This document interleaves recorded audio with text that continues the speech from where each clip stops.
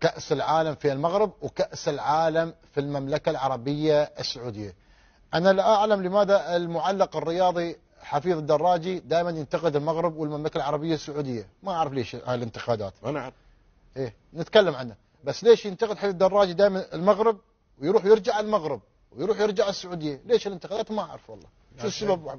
لأنهم ناجحين، هو مش ناجح حفيظ الدراجي. لا مش بس هذا، شخصنة يدخل أمور سياسية في أمور رياضية. حفيظ الدراجي هذا هو الواقع، يدخل أمور سياسية في أمور رياضية للأسف. شخصنة حزبية أمور أخرى. نعم. وهذه الأمور المفترض أن واحد من مثله رجل له في معلق يعني رياضي، نعم له في الرياضة باع طويل، المفترض أنه يبقى لا اسم ولك جمهور ولك متابعين ولك محبين.